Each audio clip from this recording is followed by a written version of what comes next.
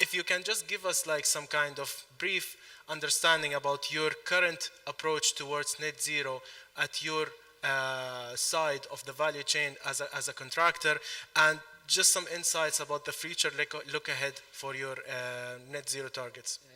Many things are not clear to the construction industry related to the sustainability. The point related even to the benchmarking and all this. So we are starting as a main contractor. I'll take the hat of the main contractor on the whole discussion. So as a main contractor, I don't have any obligations for the sustainability concept so far. I don't have any contractual requirements. So if I'm going to start, it's going to be a kind of like initiative from our side. It's going to be like a kind of strategic objective at the board level. So from this point, we have kicked off. We feel that we are responsible and we are going to do something at ASGC. So most of the initiatives we started, it was like, let me say it clearly, it was like ad hoc strategies that we are trying to do the best to see what's happening, trying to learn from other industries if we are starting something new. So one of the things we started, we said, okay, we are keep hearing about the clean energy. What could we do for the clean energy? So we came to the solar panel. We started to replace the solar panel for the construction temporary site offices in our site, trying to utilize as much as we can. It was going to cost us a little bit more. We moved more into a few initiatives to even work to look for the 3 different milestones as we have put in our strategy plan, that we have 3 milestones. The first one is the temporary construction site office. The second one is the full construction cycle. The third one is the full project life cycle. As a main contractor, what is my input on this? I can control what's happening at the first milestone, which is the temporary construction site offices. Could be within the site environment, even in the second milestone for the construction life cycle. But when it comes to the PLC, the project life cycle as a whole, I'm not the one who is designing the project, so it will go to the designer, and we'll have this debate later, like what we had in the preparation for the session. Unless if I have been awarded the project as the design and build, so I'm in a position to recommend something. If I'm not like design and D&B contractor for the project, I'm going to do a kind of recommendations, value engineering, added value to the project, which is, again, it's a kind of ad hoc strategies in the construction industry. So we'll be happy to do a kind of jointly to come up with a kind of framework or a roadmap which we can take theory into implementation in the construction industry. Diani? Hi. We're consultants, okay? So we're not producing an output as such.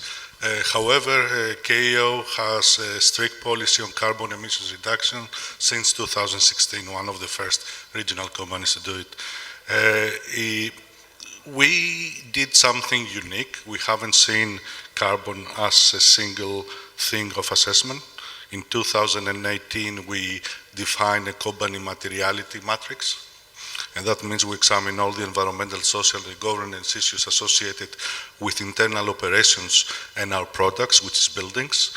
And we define what is the most important for the environment, for our people, for the society. The last 4 years, we started rigorous reduction of emissions, and technological advantages have reduced our emissions significantly, especially 2 years ago. The most impressive is this year. Our emissions are reduced when our output is increasing. And this has to do with our partners, our supply chain, which is quite unique. However, as a consultant, probably we have the same issues with people who have real estate portfolios. That means we occupy buildings. And we occupy buildings in regions where, in some cases, they don't have targets. We operate in 9 countries. There are clear targets in an office in Portugal. In UAE, there is an alignment with the national standards, but Kuwait, Oman, Qatar, there are no standards at all. So it's quite tricky how to reduce, not now, after 5, 6, 10 years, taking under consideration the zero, and it's very important. Lina, can you just share also with us your kind of insights about how you are at least trying to address net zero at your level and at your, like, let's say, responsibility across the property value chain? Net zero sustainability is always the main focus in our communication with customers.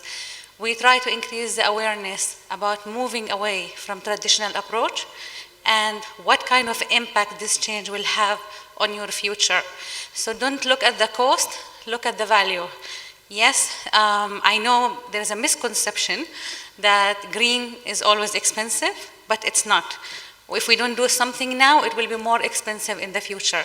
This is the message we always have in Polypipe. Now, we are not against traditional approach, but we are saying we can improve it. We can always be part of the puzzle, but please open the door and listen to us. I have seen how you're going to tell me, how can I answer your question about how do we participate? As I said, we have initiatives, of course, around the region. We do a lot of studies, and these are not limited, as I said, to a product. We help customers to look at the return on investment, and that return on investment is not related only to money. There is also about the end user, what kind of experience they will have. People nowadays, they're expecting change. They are expecting sustainability, and especially in a country like UAE. We go directly to the operator here on remotely joining us, Praveen. So I guess you listen to the contractor, designer, and your supplier. So as an operator, how you are trying to address net zero at your level? As an operator, you all know that we are a global leader in hospitality industry, and sustainability is embedded into our strategy at Marriott, because we understand that our business have a large role to play in the global effort to protect the earth. So what we have done in Marriott, we have set science-based emission reduction targets across all the scopes, be it scope 1, scope 2, or scope 3. That is all in line with the 1.5 degrees Celsius emission scenario. So we have a long-term science-based target to reach net zero value chain greenhouse gas emissions by not later than 2050. So what we have done at Marriott, we have launched SAR 360, which is basically, which means that we are doing good. We should do good in each and every direction. This platform basically is guided by basically four coordinates, but related to sustainability, we have two coordinates over here. The first of them is being sustainable, responsible operators. So we have targets to reduce carbon, water, and waste, and beside that, that include basically the waste includes like landfill waste, food waste, and then we have targets for certification of our properties. So we have target that all properties should be sustainable, should have at least one sustainable certification. 100% of hotels should have one sustainable certification, and we have target that our other properties, almost 65% properties should have LEED or equivalent certification. And we are working on responsible sourcing as well. So that's our target, that we should be able to cover majority of our top 10 categories, and we are trying to source out 50% locally produced items. That's what we are doing at Marriott. Now let's move to the second question, and I can address this to Majid and Lina here. So we'll start with Majid. Now, in terms of we all agree that governments are moving forward towards more kind of regulations and mandate. I guess also the previous panel discussion spoke about this. Now, just to build on the conversation, like how as a contractor you see, we don't want to say the value, but the relationship between mandate or regulation, whether by government or any other aspect of like the value chain and stakeholders level versus initiative. Because you see certain developers or even any other entity across the value chain is taking initiatives, such as everyone here on this panel. So can we say that mandate will have more kind of impact on achieving the net zero? Or is it just like a kind of a balanced equation between mandate and initiative? Being part of a contractor organization, I'd like usually to speak about the practicality of things, not only the theory. We take the theory to implement, to add value. So being a contractor, with the fact that we are in the supply chain of project delivery, we are making the minimum profit margin. It's we hardly make 1 digit, and I will not disclose the figures because everyone almost knows what's happening. So sometimes we take all the construction industry is taking all the criticism of emission and all this, but it has to happen. Building has to happen. If we are not working with the designer and supply chain, we'll not have this building, we'll not have this conference. So the issue is not about just zero emission, it's a net zero. To build the future without affecting our planet, to be more conservative with the planet. So taking it into the operational part, one of the things which we were discussing before from the government and the regulations, we build a building which is pre-designed. So being an engineer, so there is in design, everyone knows this, there is a factor of safety as an example. So is it the correct time to look after a factor of safety? So if we can take a very practical example, which is just the circular column next to me. Diameter, if the diameter is 50 centimeter compared to 45 centimeters, totally big difference in the whole supply chain, as a clear example. In terms of concrete production, in terms of using the natural resources, in terms of transporting the material, in terms of the workforce at site, and in the whole supply chain. So this is one of the practical example, which is again revisiting the rules and regulations and design concept to. I'm not saying we are not reducing the factor of safety, we are optimizing our natural resources. So this could be one of the things. Again, being a contractor, I have a pre-written condition of contract to implement at site. We could take some initiatives, but again, being with the very limited profitability margin, not everyone is going to take. But what if it is mandated, so we are competing as a main contractor with the same game, so the rules are the same for everyone. When I price my initiative for sustainability, others are going to do. So I'm not going to price more. And more. When we take it, how to implement, there are a lot of things to say.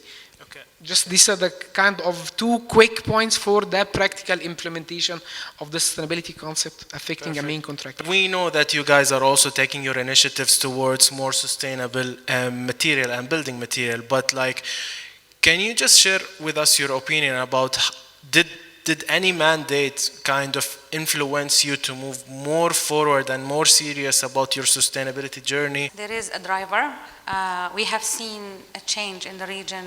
I've been in this business around 8 years, and when I started, it's much different than now. I have seen that governments are really keen to improve and change, but the challenge in this process, starting from government in the supply chain to us like a manufacturer, is the fear of change. There is always a fear of change. They want it, they love it, they know it will help them improve and achieve what they want, but there is a fear of change, fear of investment, failure, doing mistakes, being liable. We always wait for governments to have to implement that within their legislations and regulations. But I have seen few people only who raised the hand and said, yes, I will start, I will do it. So far, yes, I know there were so many steps taken, but who is measuring that? Who is really giving a value and really watching the progress within each entity? This is not only for government. This is for every single business and every single sector. We should have our own internal, I can say, person who's watching and measuring what we are doing against, net zero within our buildings, within our projects, within our processes. Then we can look at the government and say, did they have it in legislation or not? We should not always wait for the other. That's the most important part in the change to achieve the net zero. There's so much in here, and I focus on UAE. There's so much open doors. I have seen open doors. People listen, they want to change, and that was our driver to start from UAE. We have seen that there is studies and serious studies. They are not just papers. They are not just published. A change has happened, and there are more coming. What do you think is your biggest impact as a designer in the journey to net zero on like the property value chain, like whether it's the developer or any other side of the value chain? It's a very interesting question. Sometimes we consider ourselves not as consultants, but end-to-end services providers, and I will explain why. First of all, on decarbonization of the new buildings' energy consumption, I will pick a little points and try to put it together. And because we're construction technology, I would like to highlight the new building regulation of Dubai, where somebody, I don't know who is that guy, he put there a standard that is not implemented anywhere else in the world. It's the American Society Heating and Refrigeration Standard 90.1 version 2019. That is 20% better than any LEED, BREEAM, STDAMA standard is outside in the market. That's apparently, since 1st of January this year, law of Dubai. Yeah, you're aware of that. Yeah. That's one interesting thing. One of the other interesting things that happened recently regarding decarbonization, a client, one of the biggest clients, they actually put in the contract of design operational consumption of the assets in the future. What they are saying is, as a consultant, you don't want to just design, you want to optimize. And then we move in technology. I'm glad when we're working with KO, we have BIM digital twins, so we can play with realistic scenarios, but then you have to see the limitations of decarbonization. You cannot go zero carbon just by designing. Yeah? But when we move to construction, I'll take both of the points, especially my friend here. I fully agree with you. But when you were talking, I remember one of the first zero energy buildings in the US. I was trying to find the video, today I could not find it. It's 2 hours explaining how they did it, zero energy, they call it, no zero carbon, with almost no additional cost. And what they did as a client, from concept design, they had the operator, the designer, and the contractor on the same table. Yeah. So it's not design and build, it's not anything else, but they brought the contractor, and the consultant was asked the contractor, what is your supply chain? Yeah. What can you do about that? Imagine on that same question, give us your opinion on the contractor's role. Now we know that if you will get certain requirements on your project to achieve certain decarbonizational target, then that's something that, let's say, contractually binding. But let's think beyond that. What you really feel that is your big impact towards really the journey of net zero? For us, we take it as a kind of optimization. Again, we don't want to talk about the theory. We are going to talk about the application. As Lina mentioned, that Dubai will lead. Yes, definitely is going to happen, since we understand the concept from outside, but we are trying to be the earlier to implement. So if we take it to the net zero, apart from ad hoc initiatives, and we might take, and apart from the contractual requirements, we feel that, again, managing the OPEX versus CAPEX of what we are doing, it could add value. Doing a kind of value engineering, recommending to the client what we are going to do with a kind of, could be a kind of cost sharing agreement, and changing a few specifications which add value to both. Again, it could be something. Knowing the fact that like 90% or more than even 90% of the actual any building cost is happening during the operational stage, not during the design and construction stage. So the real show starts once we hand over the project. So being, again, working for if the client, the one who's owning the project, is going to be the operator and continue open the project during the asset life cycle, the approach will be much easier, because he's going to pay for the coming 50, 70, 100 years. A little bit different if they build and just transfer to someone else, so they will keen about the cost of this part. So all those things could be an approach from the contractor perspective. Now, we will jump to operations with Praveen from Marriott. Let's assume, Praveen, that the contractor, designer, supplier, consultant, all of us here gave you a very optimized building, all right? And you are having your targets done all the way up to construction.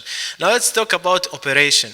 So there is a big part of responsibility on you as the operator or facility manager, but at the same time, the other aspect that we want your opinion on is like, what do you expect from end user to be their responsibility and initiative towards like helping you as the owner or the operator of that specific property to really like kind of maintain or achieve your net zero target on the long run? We are into hospitality industry, and our end user is the customers like you who travels across the world and stay with us. So being into hotels, we have a lot of corporate customers. So what we have seen that the sustainability is really increasing and becoming an important factor in the purchasing decisions of our guests and corporate customers. So whenever a corporate company is trying to to tie up with us for the stay of their associates, their guests, and they normally ask us that what are we doing for sustainability. So this is really has changed over the years. What we have seen that over approximately 300 our largest customers globally, and that goes to in terms of value, that goes to almost 5-6 billion US dollar. Now they request for basically carbon and water reporting on their hotel stays, and that has doubled in the last couple of years. Beside this, we have noticed that whenever we get RFPs, so our business travels and meetings, they request for they have a lot of questions on sustainabilities. What are we doing for sustainability in the property, and what is the impact of their meeting on the environment? So how much CO2 emission will take place because of that particular meeting. In fact, not only the customers, in fact the investors, they also request a lot of questions related to environment. They ask for environment data, and that becomes a critical decision making for them, decision-making point for them before investing into the hotels, basically.